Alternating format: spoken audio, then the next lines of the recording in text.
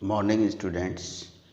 कल हमने अध्ययन किया था लेसन 7 के अंतर्गत वाष्पोत्सर्जन का कि वाष्पोत्सर्जन क्या है, इसके कितने प्रकार हैं और सर्वाधिक वाष्पोत्सर्जन किसके द्वारा होता है। तो पर्णरंध्रों द्वारा होता था, ध्यान हो तो पर्णरंध्र द्वारा होता है। और इसके बाद हमने अध्ययन किया था आगे बढ़ने से पहले कि पर्णरंध्र की संरचना, जिसका अध्ययन करेंगे बेटा पर्णरंध्र की संरचना। और पर्णरंध्र की संरचना में बताया गया था कि जो प्लांट्स की पर्ण होती हैं उनके अंदर जो रंध्र पाए जाते हैं उन्हें हम पर्णरंध्र कहते हैं। और पर्णरंध्र जो होते हैं या तो गोल आकृति के होते हैं या लेंस आकृति के होते हैं और ये चारों तरफ से गार्ड सेल्स द्वारा घिरे हुए होते हैं। ये रंध्र हैं और इसके दोनों तरफ ये दिख रही हैं रक्षक या गार्ड सेल्स हैं। और जो सेम के बीज आकृति की होती हैं इनमें प्रचुर मात्रा में पर्णहरित भरा रहता है, केंद्रक उपस्थित होता है। और इनमें जल के आने से और जल के बाहर निकलने से अर्थात इनकी स्फीत और हम कह सकते हैं स्लत अवस्था के कारण ही रंध्र खुलते हैं और बंद होते हैं। अब देखो बेटा, इनके बाहर सहायक सेल्स पाई जाती हैं जो झालर आकृति की होती हैं या झालर के समान होती हैं। इनमें जल भरा रहता है और इन्हीं से ये जल को ग्रहण करके स्फीत और स्लत अवस्था में चली जाती हैं।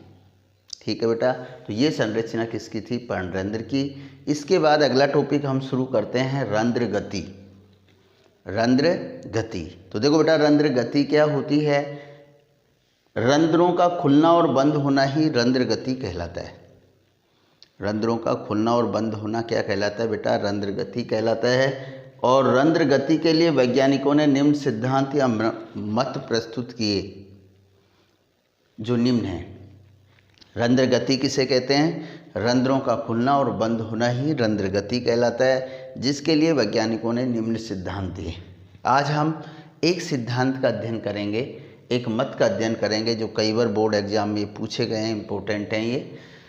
तो देखो बेटा ध्यान देना, सबसे पहला सिद्धांत है मंड या स्टार्च परिकल्पना। मंड कहते हैं स्टार्च को, यही कहते हैं। और स्टार्च कार्बोहाइड्रेट का रूप है। मंड हिंदी में, स्टार्च इंग्लिश में। और स्टार्च वास्तव में क्या है? कार्बोहाइड्रेट का ही रूप है। अब देखो बेटा, मंड या स्टार्च परिकल्पना 1923 में एक वैज्ञानिक था जेडी सायरे वैज्ञानिक ने दी थी। और उन्होंने बताया कि किस प्रकार से पर्णरंध्र खुलते हैं और बंद होते हैं, गार्ड सेल्स में जल कैसे प्रवेश करता है, कैसे बाहर निकलता है। तो बेटा ध्यान देना, इस परिकल्पना के अनुसार दिन के समय आप सभी जानते हैं गार्ड सेल्स भी श्वसन करती हैं और जब श्वसन करती हैं तो कार्बन डाइऑक्साइड बाहर निकलती है, उनके अंदर कार्बन डाइऑक्साइड जमा हो जाती है। ठीक है, दिन के समय गार्ड सेल्स का जो पीएच मान है वो 7 हो जाता है। क्यों हो जाता है बेटा? आप सभी जानते हैं रात्रि के समय ये श्वसन करती हैं, दिन के समय भी श्वसन करती हैं। तो रात्रि में जो CO2 होती है वो लगातार उनके अंदर जमा रहती है क्योंकि रंध्र खुलते नहीं, वो गैस बाहर नहीं निकलती। तो उस समय CO2 अम्लीय प्रकृति की है। तो रात्रि के समय पीएच मान कितना रहेगा? 5। रात्रि में पीएच मान कितना रहेगा? 5। जैसे ही सुबह होती है, धूप निकलती है तो पादप प्रकाश संश्लेषण की क्रिया शुरू कर देते हैं। गार्ड सेल्स में प्रकाश संश्लेषण होता है जिसके कारण वहाँ उपस्थित CO2 का उपयोग हो जाएगा। तो अम्लीय प्रकृति की जो CO2 थी वो उसका यूज हो गया, इसलिए पीएच मान बढ़ जाएगा। बेटा ध्यान देना, शॉर्ट में समझने की कोशिश करें, हल्का सा टिपिकल है। मंड या स्टार्च परिकल्पना, यह परिकल्पना जेडी सायरे ने 1923 में दी थी। उन्होंने क्या बताया कि दिन के समय जो स्टार्च होता है वो ग्लूकोज 1 फॉस्फेट में बदल जाता है। क्यों? क्योंकि दिन के समय CO2 का उपयोग होने से गार्ड सेल का पीएच मान कितना हो जाएगा बेटा? 7। CO2 कम अम्लीय प्रकृति की होती है, तो CO2 का उपयोग हो गया तो पीएच मान बढ़ गया। तो क्या बताया? दिन के समय गार्ड सेल में CO2 का उपयोग होने से पीएच मान बढ़ जाता है, अर्थात 7 हो जाता है। उस स्थिति में स्टार्च जो होता है तो फॉस्फोराइलेज एंजाइम के द्वारा ग्लूकोज 1 फॉस्फेट में परिवर्तित हो जाता है। क्या बताया बेटा कि दिन के समय जैसे ही गार्ड सेल्स का पीएच मान 7 होता है, उस स्थिति में गार्ड सेल्स में एक एंजाइम होता है फॉस्फोराइलेज, वो सक्रिय हो जाएगा और वो स्टार्च को ग्लूकोज 1 फॉस्फेट में बदल देता है बेटा।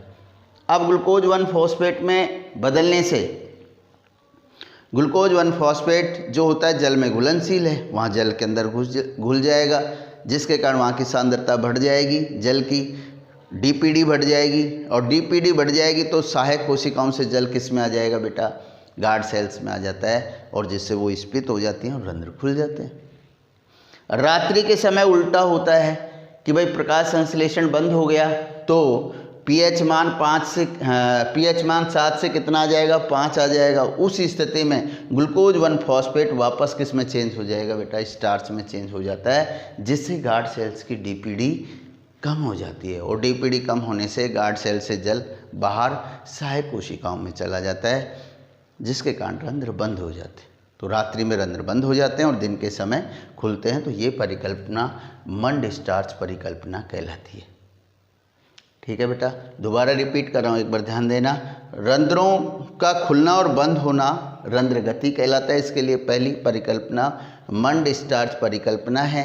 ध्यान रखना, यह परिकल्पना 1923 में जेडी सायरे वैज्ञानिक ने दी थी। उनके अनुसार क्या बताया कि भाई दिन के समय गार्ड सेल्स का पीएच 7 हो जाता है, जिसके कारण गार्ड सेल में उपस्थित फॉस्फोराइलेज एंजाइम सक्रिय हो जाता है और वो स्टार्च को ग्लूकोज 1 फॉस्फेट में बदल देता है, जो जल में घुलनशील है, जिससे गार्ड सेल्स की डीपीडी बढ़ जाती है और सहायक सेल से जल गार्ड सेल्स में आ जाता है, जिससे स्फीत होने के कारण रंध्र खुल जाते हैं। रात्रि में उल्टा होता है कि रात्रि में क्या होगा, गार्ड सेल्स का पीएच 5 हो जाता है, जिसके कारण ग्लूकोज 1 फॉस्फेट वापस किस में चेंज हो जाता है, स्टार्च में, जिससे गार्ड सेल्स की डीपीडी क्या हो जाएगी, कम हो जाएगी, और डीपीडी कम हो जाएगी तो गार्ड सेल से जल कहाँ चला जाएगा, बाहर सहायक सेल्स में, जिसके कारण रंध्र क्या हो जाते हैं बेटा, बंद हो जाते हैं। तो ये थी स्टार्च मंड परिकल्पना। ठीक है बेटा, ऑनलाइन क्लास में दोबारा बताएंगे। Thanks, have a nice day.